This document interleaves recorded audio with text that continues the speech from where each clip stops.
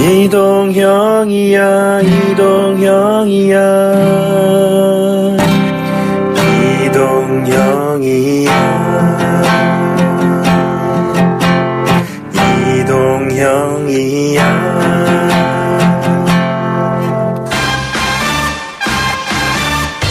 이동형 뉴스 정면 승부.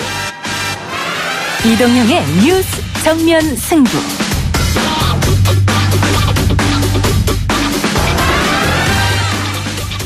네, 오늘은 지난 3주간 진행됐던 이동형의 뉴스 정면 승부, 대국민 로고송 경진대회 우승자의 로고송을 들려드렸습니다. 시내에 사시는 김은훈 씨의 로고송이었는데요. 선물로 AI 스피커 누구를 보내드리겠습니다. 이름, 연락처, 선물 받으실 주소를 뉴스프런트@네이버.com으로 보내주시기 바랍니다. 그럼 이동형의 뉴스 정면 승부, 오늘 준비한 내용부터 알려드립니다. 그럼 이건 보편적으로 아동을 위해서 하는 것이기 때문에 굳이 상위 10%를 뺄 필요가 없고요. 원래 문재인 정부 공약은 100%였습니다. 새로 취임한 성남 은수미 시장의 말입니다. 아동수당을 상위 10% 빼지 않고 100% 지급하겠다. 그렇게 말하면서 보편적 복지 논란이 일었는데요. 은수미 시장 잠시 후 직접 만나보겠습니다. 최종적으로 계엄령까지도 준비하고 있다는 정보도 돌고 있습니다. 그냥 내려오십시오. 이렇게 전혀 근거도 없는 유언비어를 공식적으로 이렇게 퍼뜨릴 수가 있는 것입니까? 2016년 11월 18일 민주당 최고위원회의에서 추미애 대표가 했던 계엄령 경고. 당시 여당인 새누리당에서는 막말, 유언비어라고 일축했습니다만 그 경고가 현실이 되었습니다. 국군 기무사령부가 작성한 전시계엄 및 합수 업무 수행 방안 문건이 공개됐는데요. 촛불 들고 광장에 나섰던 시민들이 무력 진압당할 뻔했던 겁니다. 최강병기에서 다뤄봅니다. 이제는 일생활 균형과 주거 분야 등 삶의 질과 관련된 다양한 분야에 균형 있게 투자가 되도록 할 계획입니다. 김상희 저출산 고령사회위원회 부위원장의 말입니다. 문재인 정부 첫 저출산 종합대책이 나왔습니다. 당장 자유한국당에서는 과대 포장된 질소과자다라는 혹평을 내놨는데요. 0%대 출산율 극복될 수 있을까요? 오늘 처음 선보이는 앵커 전성시대에서 박종진 전 앵커, 이영경 위키트리 방송위원과 이 문제 고민해보도록 하겠습니다. 대한민국 국민의 인권보다 난민의 인권을 우선시하자는 얘기가 아니라 난민도 보호받아야 될 권리가 있는 하나의 인격체이기 때문에 우리가 그들의 인권에 대해서 생각을 해보자라는 얘기인 거죠. 배우 정우성 씨의 난민 발언 논란, 충무로 뮤지컬 영화제 개막 소식과 걸그룹 컴백 소식들, 우리 연애할까에서 준비했습니다. 7월 6일 금요일 이동의 뉴스 정면 승부 시작합니다.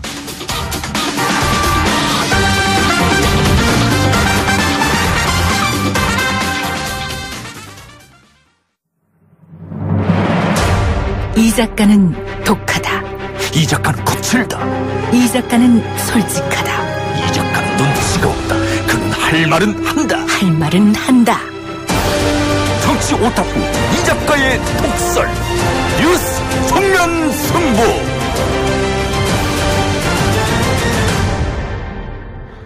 지난 7월 1일자로 민선 7기가 출범하고 행정 업무가 본격적으로 시작됐습니다. 6.13 지방선거에서 경기도 내 유일한 여성 기초단체장으로 당선된 은수미 성남시장 연결해서 이야기 나눠보도록 하겠습니다. 시장님 나와 계십니까? 예, 안녕하세요. 이동형 작가님 오랜만입니다. 네, 오랜만이네요. 목소리가 너무 점잖으신데요. 아, 공중파에 맞게 합니다. 그래요. 일단은 뭐 오랜만에 뵙는데 축하드립니다, 먼저. 감사합니다. 예, 이제 한 5일 좀 지났죠, 취임하신 지? 아, 예. 그 업무 파악하느라고 정신 없으실 것 같아요? 근데 제가 인수위원장을 했었어요. 예. 아예 그래서 인수위원장 할 때 업무 파악을 좀 많이 한 편입니다. 예. 이게 중복이 안 되기도 하고 그래서 뭐 인수위원장 때 업무 파악 한 60-70%는 하고요. 나머지 부분은 지금 뭐 하면서 이미 좀 뛰어다니고 있습니다. 중앙이나 도정부하고 또 조율하고 협치할 것들이 있어서요. 예. 그 전임 이재명 시장이 8년 했었는데, 네. 뭐 요즘 뭐 다른 논란은 있습니다. 어쨌든 그 성남 시민들이 시정에 대한 평가는 좋았던 것 같아요. 예. 그래서 은수미 시장님이 바통을 이어받았는데 조금 부담감도 있을 것 같습니다. 그런 데에서. 저는 이제 그런 부담감보다는요. 예.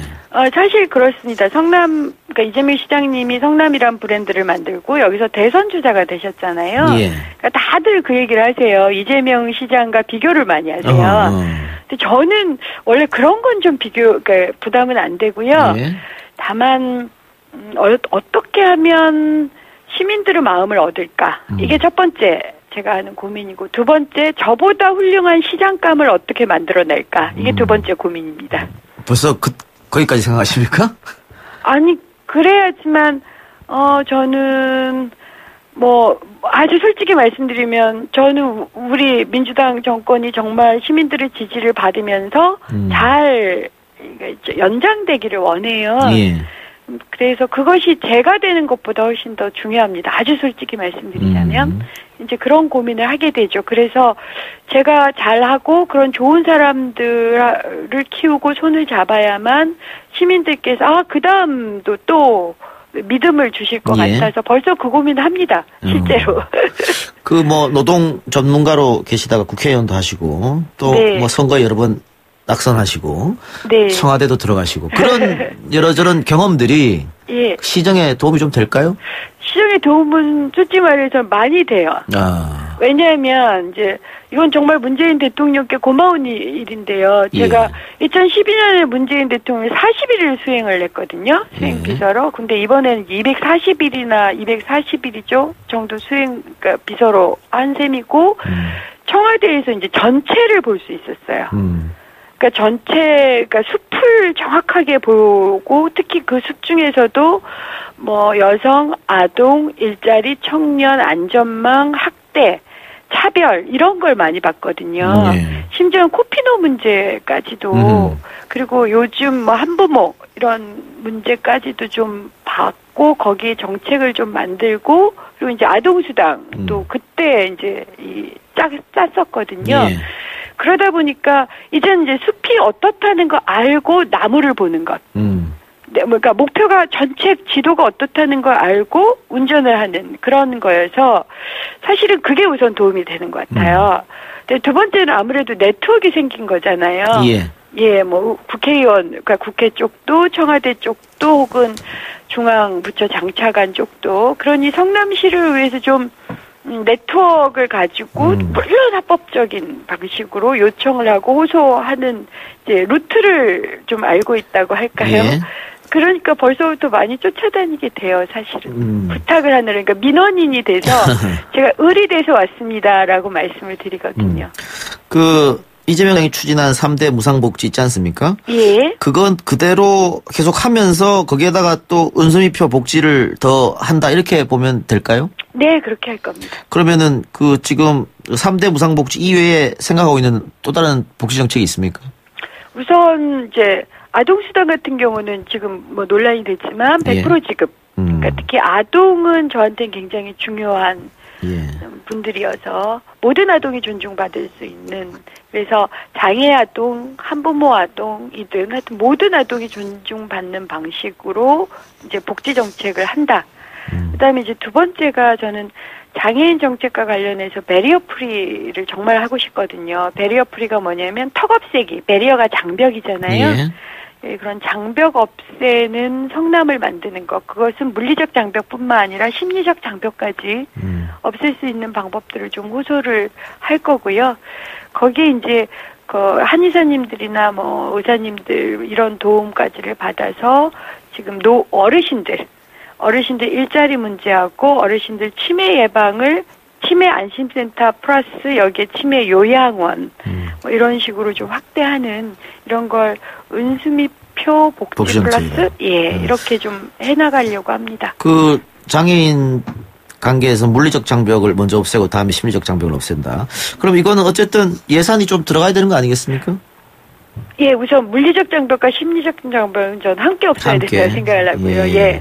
예산이 들어가는 문제 이전에 좀 고민이 많이 되는 게 예를 들어서 발달장애인이나 이제 지체장애인 분들은 어떤 장애인 회관이나 이런 걸 좀 만들려면 거기서 그리고 작업장도 만들고 하면 이것이 사실은 도심에 있는 게 굉장히 중요하거든요. 예. 이게 그러니까 좀 외진 곳에 있으면 도가니가 되는 거예요. 그리고 또한 요즘은 탈시설도 많이 하셔서 그래서 탈시설실 분들도 연결이 되고 좋은 시설인 분들도 연결이 되면서 사실은 장애인들도 우리 속에서 살 수 있는 이제 이런 게 고민인데 시민들 중에서 시민들의 동의를 얻는 게 좀 더 필요하죠. 그렇죠. 아무래도 그럴 것 같은데. 예. 네, 그렇기 때문에 물리적 그리고 물리적 장벽을 위해서 우리 예산을 씁시다라고 얘기할 때 그걸 반대하시는 분들도 있지 않겠어요? 그렇죠. 예. 그렇기 때문에 심리적 장벽과 물리적 장벽을 좀 함께 없애나가는 그것이 제가 얘기하는 뭐 시민 청원 제도나 이런 것, 그 시민 공론화위원회 같은 걸 적극적으로 활용해서 그런 방법을 찾아가겠습니다. 예.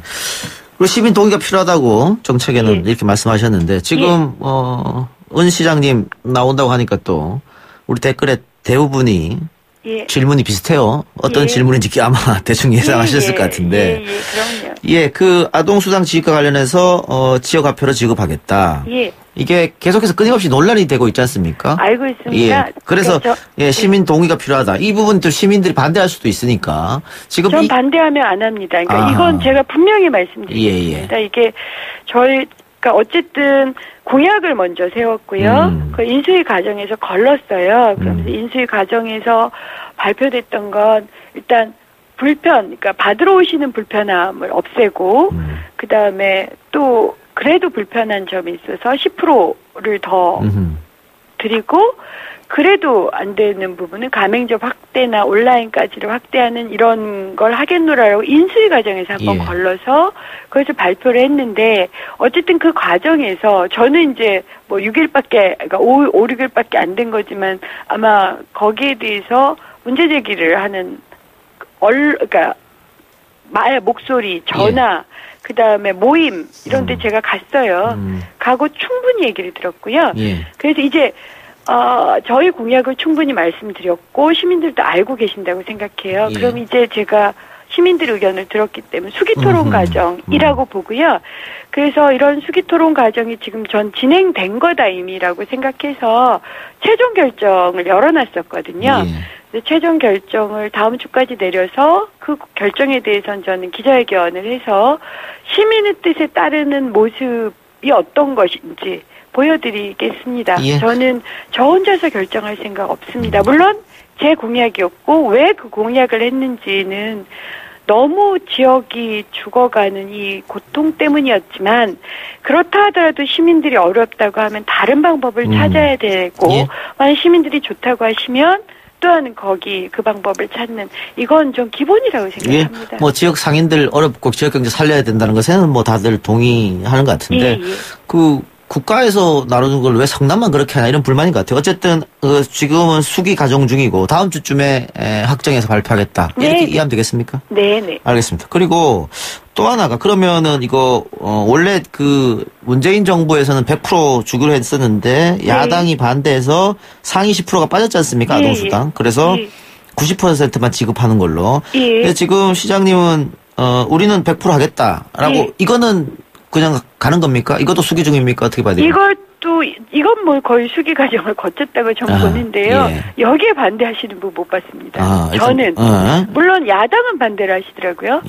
야당은 반대하시는데 어머님들도 좀 만나 뵙고 그랬는데도 이건 동의를 적극적으로 해주셨고요. 더 나아가서 저한테 요구하신 분들 고교 무상급식을 해달라는 부탁들이 훨씬 더 많이 들어왔어요. 근데 이건 저희 공약상에 돼 있고 해서 사실은 고교 의무급식인 셈이죠. 고교 의무급식을 그러니까 할 예정입니다. 그럼 지금 성남은 중학교까지 무상급식인가요? 지금 그런 계획이 있고. 그런데 결국은 그 나머지 10%한테도 주겠다고 하는 것은 성남시 재정으로 하는 거지 않습니까? 90%는 뭐 국가에서 받아서 하는 거고. 그러면 그 의회 동의가 필요하지 않나요? 그건 의회 동의가 필요하고 조례 재정으로 해야 됩니다. 저는 의회도 적극적으로 협치를 하겠다고 제가 약속을 드렸고 제가 그러니까 당선자 시절에 야당 의원님들 14분을 별도로 만나 뵙고 오찬을 했었어요. 이제 그러면서 같이 협치를 하자라고 제안을 드렸고, 물론 우리 여당이 다수이긴 하지만 예. 야당 의원들께도 충분히 말씀을 드리면, 그러니까 예를 들어서 이게 그 거르는 비용이 더 많이 들고요. 예, 그렇죠. 그다음 그 부정수급자 또 그 해내야 돼요. 맞아요. 그러니까 모든 사람을 의심하게 돼 있어요. 거기다가 이게 상위 10% 인증제도도 아니고, 그리고 상위 10%가 보통 소득 6천에서 7천인데 맞벌이는 금방 6천에서 7천 돼요. 근데 맞벌이 7천 받는 분들은 사실 맞벌이를 한다고 돈이 더 들거든요. 예. 그런데 내가 세금도 다 내고 겨우 그러니까 300만 원, 그러니까 부부가 300 이렇게 버는데 그것 때문에 아동수당을 못 받는다? 이건 좀 납득하기가 어렵잖아요. 예. 그리고 뭐 그 걸러내는 비용도 있으니까요. 만만치 예. 않아요. 그렇죠. 그래서 예. 행정비용, 사회적 비용이 훨씬 더 큽니다. 알겠습니다. 이건 그냥 드리는 게 예. 좋죠. 근데 지금 그 시장님 말씀 들으니까 예. 자, 전임 시장이 했던 3대 복지에다가 장애인 복지, 노인 복지, 그리고 아동수당 나머지 10% 지급. 네. 결국은 그 한정된, 제한된 재정안에서 해야 되는 거지 않습니까? 그럼요. 이걸 어떻게 풀어나갈 생각이세요? 그래서 아동수당 부분은 지금 현재 지금 12로 더 들어가는 거 50억 정도가 더 들어가요. 예.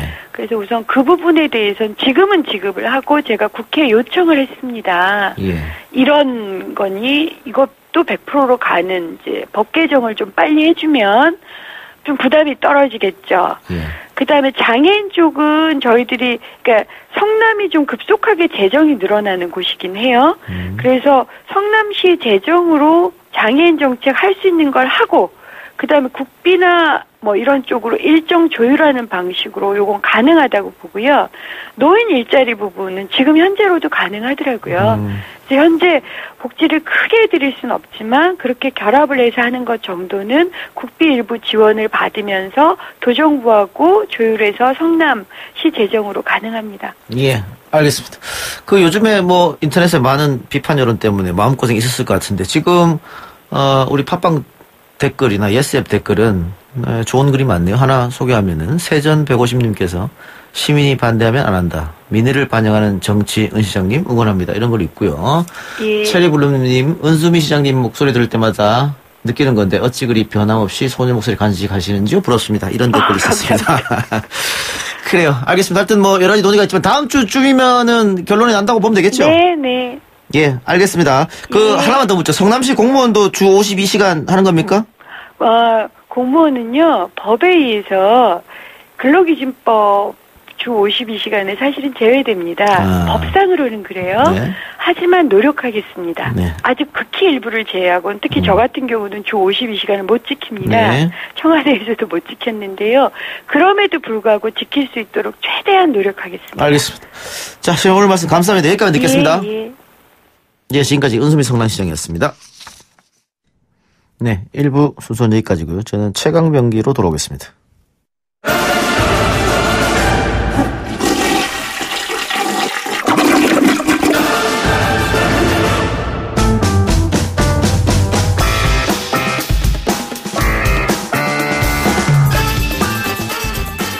날마다 쏟아지는 수많은 이슈들을 대한민국 최강 변호사와 최고의 기자가 시원하게 뚫어드립니다. 노영희 변호사, 아시아경제 장영진 기자 나왔습니다. 어서 오세요. 네, 안녕하세요. 예, 놀랄만한 뉴스가 하나 있었는데요. 박근혜 전 대통령 탄핵 심판 당시 기무사가 계엄령과 위수령을 검토했다. 계엄령, 위수령 군사정부 때나 듣던 그런 단어. 민주화가 되고 나서는 한 번도 들어보지 못했던 단어인데 기무사가 이것을 검토했고 더 나아가서 구체적으로 어떻게 할 것인지 행동 문건까지 나왔어요? 어떻게 된 겁니까? 저는 사실 이 얘기를 듣고 귀를 의심했습니다. 네. 그리고 손이 떨렸습니다. 이거는요. 그냥 단순한 계엄군 편성 계획이 아니고요. 불순한 의도가 있는 겁니다. 이 불순한 의도라는 것은 제가 볼 땐 적어도 군사 반란, 친위 쿠데타를 계획하지 않고서는 이런 계획이 나올 수가 없습니다. 왜 그러냐면요. 우리는 보통 이제 지휘권이라 그러면 다 가지고 있는 것으로 알고 있는데 그 군 지휘권 중에서 작전 지휘권, 그러니까 병력을 동원하고 움직일 수 있는 권한은 합참의장한테만 있습니다. 국방부 장관한테는 없어요. 근데 기무사는 국방부 장관 직할 부대거든요. 따라서 이런 병력 이동 계획을 짤 수가 없습니다. 그리고 기무사는 말 그대로 군 내에 침투한 간첩을 잡는 방첩부대인데 방첩부대가 어떻게 이렇게 계엄령이나 위수령을 판단할 수가 있습니까? 이거는 다른 의도가 있지 않고서는 절대 있을 수 없는 그런 계획입니다. 더군다나 병력 배치 계획을 보면은 이 707 특임대대를 이동한다는 계획도 있어요. 707 특임대대가 뭐 하는 부대냐면요. 평양에 가서 옛날 같으면 김정은 목을 잘라 오겠다는 그런 부대입니다. 한마디로 참수부대가 707 특임대대입니다. 작계 지역 자체가 평양이에요. 그런 부대를 서울 시내에 풀어놓겠다. 이거는 다른 불순한 의도가 있지 않고서는 절대 나올 수가 없는 계획입니다. 예, 문건 내용 뭐 좀 구체적으로 보면 국민들이 계엄에 대한 부정적 인식이 있기 때문에 초기에는 위수령을 발령하고 상황 악화 시 계엄 시행을 검토. 아주 구체적이에요. 이 부분도 좀 잘 살펴봐야 됩니다. 왜 이게 위수령부터 발동하겠다라고 들었느냐면요. 이 계엄령이라는 것은 국회 동의를 얻어야 합니다. 국회 동의를 얻지 못하면은 바로 즉각 해제를 하게 되는데요. 당시만 해도 당시 이제 새누리당이 국회 과반수를 얻지 못한 상태였지 않습니까? 따라서 경우에 따라서는 계엄령 선포 자체가 불가능할 수도 있었습니다. 그러니까 위수령을 먼저 선포하겠다는 얘기겠죠. 근데 이 위수령이라는 게 그렇습니다. 원래 이거는 국가가 보유한 국가시설, 주요 시설을 군사력을 동원해서 경비하는 그런 계획이거든요. 따라서 그 시설 밖으로 나오면 안 됩니다. 그런데 이 계획성을 보면은 점차 위수령 활동 범위를 넓혀서 광화문, 국회의사당, 여기까지 들어오겠다는 건데 이것도 다시 한번 말씀드립니다만 다른 불순한 의도가 있는 경우가 아니라면 그러니까 계엄령이 선포되지 않았을 때 이 위수령을 가지고 국회를 압박하겠다. 실질적으로 보면은 국회의사당에도 24단 1개 여단을 투입하겠다. 병력만 9,000명, 전차 40여 대, 장갑차 100여 대 이렇게 투입하겠다는 얘기인데 이거는 사실상 국회를 병력과 장비로 중무장한 장비로 포위한 다음에 위협하겠다는 의도로밖에 해석할 수가 없습니다. 이 기무사 문건이 3월에 작성됐다고 하더라고요. 작년 3월에. 그렇죠. 2017년 3월 초에 작성이 됐기 때문에 이제 당시에 탄핵이 되냐 마냐 사실은 헌재 심판 결정이 언제 나오냐 이게 가장 핵심이던 시절이었거든요. 그래서 좀 그 날짜가 기이하다는 거죠. 그렇죠. 이게 사실은 상당히 중요하고 이때 예전에 추미애 더불어민주당 대표가 그 얘기를 사실 꺼냈었잖아요. 먼저 2016년 11월인가요?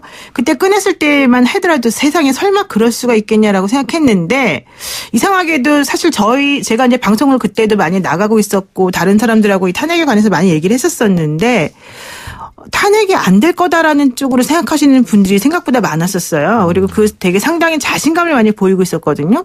이제 그런 것들을 다 종합적으로 검토해 보면은 혹시 이제 탄핵이 되지 않을 것이라고 먼저 예상을 하고 탄핵을 위해서 촛불을 들었던 국민들은 모두 이제 반란군으로 사실은 생각을 하면서 이들을 치려는 계획을 이런 식으로 구현시킨 게 아닌가 이런 생각을 할 수밖에 없는 거죠. 그러니까 탄핵이 안 될 것을 상정하고. 그렇죠. 안 될 거라고 다 확신했던 것 같아요. 탄핵이 안 되면은 국민들의 어떤 시위는 더 격화될 것이니까. 그렇죠. 그때는 군을 동원해서 막겠다. 그런 발상을 한 거죠. 이게 말이 됩니까? 그것도 사실 당황스러운 게 그래요. 근데 이게 군 관계자는 단순한 개념 정리였다. 실제로 병력 동원할 건 아니었다라고 변명을 하고 있는데. 그거는 이 문건이 나온 걸로 말이 안 되는 겁니다. 그렇죠. 예. 그 다음에 또 뭐가 있냐면 이래요. 사실 기본적인 계엄에 대한 개념 정리는 합참에 가면 이렇게 민사작전처라고 있는데 거기에 보면은 계엄과가 따로 있어요. 그래서 기본적인 계엄 계획은 거기 다 있습니다. 제가 그걸 어떻게 하느냐. 제가 옛날에 군 현직에 있을 때 계엄 관련 계획 폐기 작업을 지원하는 게 있어요. 매년 계엄 계획을 조금씩 바꾸는데 바뀌기 전 계획을 전부 다 폐기를 해요. 분량이 엄청납니다. 거기에 보면 계엄과 계획이 포함이 돼 있어요. 그러니까 계엄과에서 기본적인 내용을 다 짭니다. 굳이 계엄사에 여기 기무사에서 짤 이유가 없어요. 근데 저는 좀 이해가 안 가는 게 우리 그때 5.18 그때 사실은 국민들을 향해서 먼저 총을 쏘고 또 탱크가 들어오고 헬리콥터에서 이렇게 막 하고 이런 게 있었잖아요. 그래서 우리가 그 얘기 들었을 때 깜짝 놀랐었는데 지금 이 기무사에 나온 이 문건을 보게 되면 그때하고 똑같지 않습니까? 사실은 국민들을 탱크 200대, 장갑차 550대, 무장 병력 4,800명 이런 사람들을 동원해서 공격하겠다는 계획이잖아요. 근데 당시 촛불 집회는 알다시피 사실은 정말 평화로운 집회였고 애기들도 많이 다니는 그런 집회였거든요. 근데 여기에 대해서 이런 식으로 군 특수 그러니까 특수 병력들이 들어간다라는 생각을 했다는 것 자체가 뭐 말이 도대체가 국민을 뭘로 생각했다는 건지 저는 정말 이해가 안 가요. 자, 그러면은 이 문건은 과연 누가 주도적으로 작성을 했을까? 뭐 최고 마지막으로 지시한 사람은 누구인가? 이 부분도 좀 잘 살펴봐야 됩니다. 기무사령관이 당시 누구였느냐? 그 2014년에 그 부임한 이재수 사령관 같은 경우에는요. 잘 아시다시피 박지만 씨의 육사 동기입니다. 당시에도 그때 이게 박지만의 인맥이다라는 얘기가 있었어요. 그리고 그 뒤에 들어온 사람은 누구였느냐? 군에서 알짜회 소속이라는 정보 그 중장이었거든요. 이 사람들은 뭐냐면 사실상 박근혜 전 대통령의 친위 부대나 다름없는 사람들이에요. 그런 사람들이 이걸 만들었다는 것은 적어도 국방부 장관 그리고 이게 국방부 장관 위에 있는 이 국가안보실장 그리고 제가 볼 때는 그 이상까지도 분명히 보고가 됐고 적어도 구체적인 내용은 몰랐다 하더라도 박근혜 전 대통령도 어느 정도는 분명히 알고 있었을 겁니다. 조현천 전 기무사령관이 사실은 좀 제가 보기엔 책임져야 될 것 같고 그 김관진 국가안보실장이었죠. 그리고 안민구 국방부 장관 이 세 사람은 무조건 저는 정말 꼭 책임을 져야 될 것 같아요. 그 탄핵 있고 나서 뭐 디니는 뉴스로 나온 겁니다만은 청와대에서 탄핵이 안 될 걸로 헌재에서 판단하고 그렇죠. 뭐 케이크까지 준비했다고 하지 않습니까? 그렇죠. 그걸 보면은 이게 충분히 가능성이 있는 시나리오다 이렇게 보여지고요.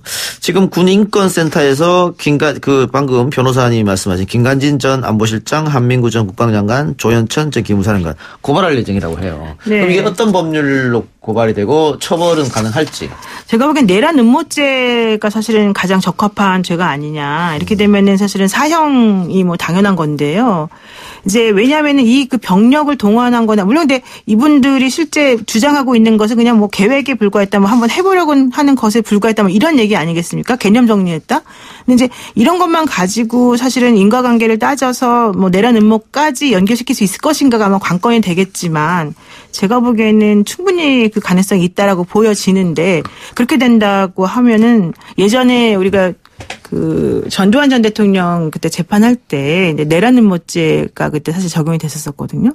그거하고 좀 같이 괴를 하는 게 아닌가. 군사 반란죄, 뭐 예비 음모 여기 그렇죠. 정도 적용을 할 수 있을 거라 보고요. 이런 경우는 수괴는 사형입니다. 그리고 제가 볼 때는 이번 사건을 계기로 해서 정말 대대적인 좀 숙군이라고 그래야 되나요? 이런 게 좀 필요합니다. 왜냐하면 군 저변에는 지금도 이 쿠데타라든지 무력 진압이 가능할 수도 있다라는 생각이 군 저변에 깔려 있어요. 그런 생각을 하는 사람이 많습니다.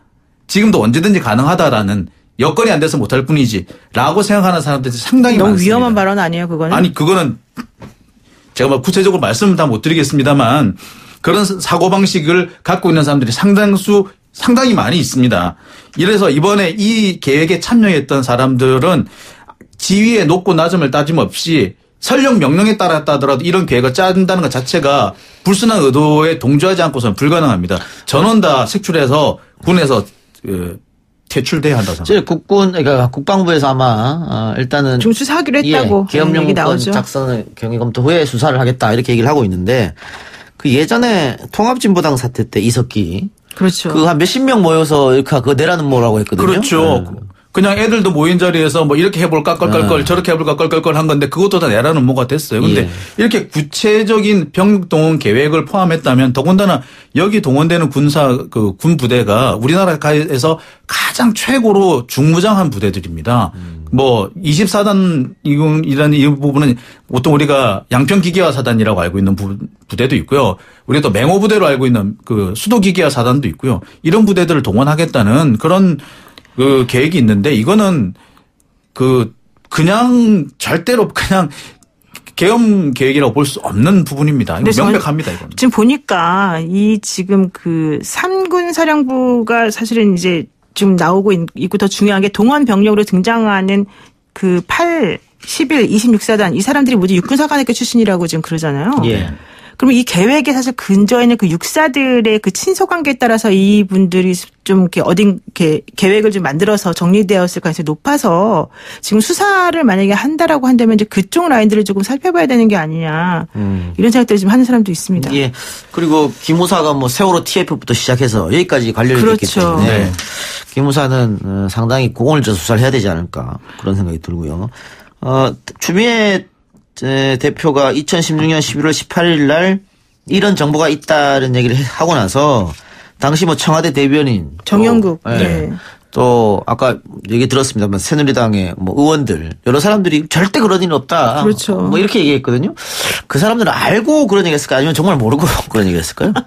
글쎄 부분적으로는 아는 사람도 있었을 거라고 생각하고요. 적어도 청와대에 있었던 사람들은 어느 정도 구체적인 내용까지 몰랐다 하더라도 어느 정도까지는 분위기는 감지하고 있지 않았을까라고 생각이 듭니다. 그리고 이 사람들이 이렇게 펄쩍펄쩍 뛰었다라는 거는 이 계획 자체가 얼마나 불법적이고 위헌적인지를 스스로도 인지하고 있다는 얘기입니다. 범죄 의도가 충분했다고 볼 수 있습니다. 근데 원래 성공한 쿠데타는 처벌하지 않는다. 이것 때문에 사실 이런 일이 계속 되는 것 같아요. 좀 해괴한 논리인 거죠. 그래요. 자, 다음 이야기 한번 해봅시다. 김동연 경제부총리가 종합부동산세 개편 방안을 발표했다고 하는데 핵심 내용은 뭡니까? 핵심 내용은 그렇습니다. 세율을 조금 인상을 하고 그다음에 다주택자를 중과세하겠다. 세율은 최대 0.5%가 인상이 된다고 해요. 보면 그리고 다주택자 세 채 이상의 집을 가진 사람은 0.03%의 세율이 추가된다고 되어 있습니다. 그러니까 지금 현재 부동산과 관련해서 최고 세율은 2.5%인데 2%인데 이 바뀌게 되면은 이 개편안에 따르게 되면 2.8%까지 오르게 됩니다. 이 경우 물론 100억 이상의 엄청난 소득을 가진 자산을 가진 사람들만 해당이 됩니다만 연간 한 1,500만 원까지 세금 부담이 늘어난다고 합니다. 100억 이상일 경우에. 여기서 보면 이제 3주택자 이상 보유자에 대해서 추가 과세 얘기를 했어요. 이거는 아무래도 과세 형평성 뭐 혹은 그렇죠. 그러니까 사실 이제 예를 들어 30억짜리 아파트를 소유하고 있는 사람이라고 한다면 내년에 한 24만 원 정도 더 오르는 셈이다. 그렇지만 3주택자인 19억 원, 그러니까 다 합쳐서 19억 원 정도의 아파트, 집을 가지고 있는 사람이라고 하면 그보다 훨씬 많이 올라간다. 이런 식이거든요. 그러니까 3주택 이상자가 70% 정도에 오르면 1주택자는 30% 정도 세율이 오르는 효과가 있어서 결론적으로는 똘똘한 한 채를 가지는 게 더 맞다라고 하는 그동안에 이제 부동산 관계자들의 얘기를 입증을 해준 셈인데 이건 아마도 그때 1주택 말고는 나머지 것들에 대해서는 임대사업자로 등록을 해라라고 정부에서 얘기한 적이 있었잖아요. 그래서 4월달 되기 전에 그런 식으로 등록한 사람들이 많은데 이제 그분들의 경우하고 좀 비추어 보았을 때에도 일단은 집은 하나만 가져라. 이거를 계속해서 강조하는 것 같아요. 그러니까 투기를 하지 말아라. 이렇게 되는 것 같아요. 이게 과표 구간을 좀 살펴보면 그렇습니다. 과표 기준, 과세 표준을 기준으로 했을 때 6억 원 이하의 주택은 현행과 세율이 달라지지가 않고요. 6억에서 12억인 경우에는 지금보다 약 0.1%가 오른다고 하는데 이것은 보통 대부분의 강남에 주택을 가지신 분, 아파트를 가지신 분들이 바로 이 구간에 해당을 한다고 그래요. 그 경우에 이분들은 연간 5만 원에서 10만 원 정도 세금을 더 낸다고 보면 된다고 합니다. 세금이 크게 늘어나는 것은 이 50억 원, 30억 원 이상의 아파트를 재산을 가지신 분들인데 이분들의 경우 최저 400만 원에서 최대 1,200만 원까지 세금이 오른다고 합니다. 그러니까 한 채만 갖고 있다고 하면 공시 가격이 16억 원이니까 한 30억 밑으로 한 채만 있어도 세금은 늘지 않는다 이렇게 보면 되겠네요. 그렇습니다. 사실 한 채가 제가 봤을 때는 20억 미만인 20억까지나 갈 필요도 없겠네요. 거의 없어요. 네, 거의 없다고 봐야 되겠네요. 정말 강남의 최고급 아파트나 그렇게 하지. 그리고 또 중요한 게 이제 공장 상가 등 건물 부속 토지, 별도 합산 토지 관련해가지고는 실질적으로 또 여기에 또 포함 안 시키는 경우가 있어서 이제 오늘 사실 나온 이 정부안은 지난번에 권고안보다 후퇴한 거 아니냐. 지금 그런 얘기 나오고 있고 지난번 권고안에 대해서도 말이 많았는데 그때에 따르게 되면 세수를 늘리는 게 한 1조 1,000억 원, 2,000억 정도 됐는데 오늘 정부안에 따르면 8,700억 정도만 늘어나는 셈이래요. 근데 사실 그게 우리 특활비하고 거의 맞먹어요. 그 금액이. 그래서 사실 이게 좀 약해진 게 아니냐라는 지적이 많습니다. 사실 원안 역시도 그렇게 강력한 안은 아니었던 걸로 평가를 받고 있거든요. 그리고 적용 범위가 지금 최대 잡았을 때 약 30만 명 정도밖에 안 된다고 합니다. 그렇게 보면은 이게 30만 명 폭도 그렇게 넓지 않은데 거기에 세율까지도 낮아졌다면 기대한 것보다는 조금 못하다 이런 지적 피하기 어려울 수도 있습니다. 그런 지적도 있는데 야당 같은 경우에는 징벌적 과세다, 편가르기 증세다 또 이렇게 이야기하더라고요. 이게 이제 10년 전 얘기가 그대로 리바이벌이 되고 있는 거죠. 세금 폭탄 이런 겁니다. 네, 그 10년 전에 그 종합부동산세, 그러니까 바로 이렇게 노무현 정권에서 이 종부세가 처음 등장했을 때 그때도 이 얘기가 똑같이 나왔었고요. 그래서 종부세를 무력화시키기 위한 노력을 그런 식으로 했던 겁니다. 이거서 뭐 표적 증세라는 등 뭐 징벌적 증세라는 등 얘기를 하는데 아니 20억 가지신 분이 뭐 연간 100만 원 정도 세금 더 내는 거 가지고 그걸 징벌적이라고 그러면 이건 대한민국의 징벌은 엄청난 겁니다. 지금 왜냐하면 우리가 지금 그 자동차 세금이 심한 경우는 200만 원, 300만 원인 경우 있잖아요. 예, 있습니다. 네. 그런 것보다 근데 가액을 따지면 자동차가 훨씬 싸단 말이에요. 근데 그럼 우리는 항상 차 가진 사람은 항상 그럼 징벌받고 있는 건가요? 근데 이제 그렇게 말하는 사람들의 이유 중에 하나는 내가 집을 팔고 사고 했을 때 사실은 그 실현 이익이 있어야 되는 거잖아요. 근데 집을 그냥 가만히 가지고 있으면 사실 내 입장에서는 소득이 늘어나는 게 아니라는 거예요. 그런 상황에서 계속해서 세금을 올리게 되면 내 생활은 점점 수준이 떨어질 수밖에 없는 거 아니냐. 그렇다면 내가 팔았을 때 그런 거에 대해서 뭐 하는 것 자체는 내가 수익을 얻었으니까 이해가 되지만 그냥 한 채 가지고 있는 것만 가지고 그런 얘기를 하는 건 너무 부당하다. 이런 얘기가 있는데. 예, 그렇게 얘기하면 또 그러면 팔고 좀 싸들어 가라. 이렇게 얘기하더라고요. 그러니까 근데 그 파는 거 가정해가지고 사실은 판다는 게 집 한 채 있는데 그걸 팔아가지고 좀 다른 걸로 환가한다는 게 그렇죠. 생각보다 쉽지 않기 때문에 이런 문제가 발생하는 거죠. 자, 그러면은 이렇게 다주택자들한테 저도 다주택 한번 해보고 싶어가지고 주택을 하나만 갖고 있으시니까 발음이 안 되시죠? 네, 발음이 안 돼요. 네. 익숙치 않아가지고. 맞습니다. 그 집을 여러 채 갖고 있는 사람들에게 어떻든 이렇게 세금이 올라가는 건데 그러면은 다주택자들이 집을 내놓을까? 안 내놓을 것 같아요. 제가 봤을 때 왜냐하면 지금 인상폭이 그렇게 크지가 않고 솔직히 말하면. 예. 그다음에 또 하나는 그 집을 내놓는다고 해서 우리는 앞으로 계속해서 부동산 값이 오를 거다라고 생각을 하지 떨어지는 경우 다 상정하지 않기 때문에 정말 남의 돈을 끌어들여서 집을 많이 산 사람이 아닌 이상은 현재로서 불편함이 없는데 굳이 집을 팔면서까지 뭔가 하지는 않을 것 같아요. 네. 팟빵의 문짱 엄지청님께서도 같은 얘기 했네요. 그 본인 아시는 분이 다주택자라서 집 내놨던데 생각보다 세금이 얼마 안 돼가지고 다시 걷어들였다고. 누구는 뭐 그러더라고요. 이미 팔 사람은 다 팔았다. 그리고 세금 오른 것보다 가격 상승이 훨씬 더 크다. 그래서 안 팔 것이다. 뭐 그런 전망도 많이 있습니다. 사실은 증여를 많이 해주죠. 자식들에게. 예. 어쨌든 사실은 이게 한 채만 있으면은 집을 사고 팔고 할 때도 많은 시세 차익을 봐도 한 채만 있으면 그게 9억 원 밑으로는 또 세금도 안 내잖아요. 그렇죠. 네. 그러니까 한 채만 갖고 있는 게 중요한 것 같고요. 또 어쨌든 이 부동산 많이들 걱정하시는데 좀 가격이 좀 잡혔으면 하는 그런 바람입니다. 알겠습니다. 네. 오늘 두 분 말씀 여기까지만 듣겠습니다. 네, 고맙습니다. 네, 고맙습니다. 3부로 돌아옵니다.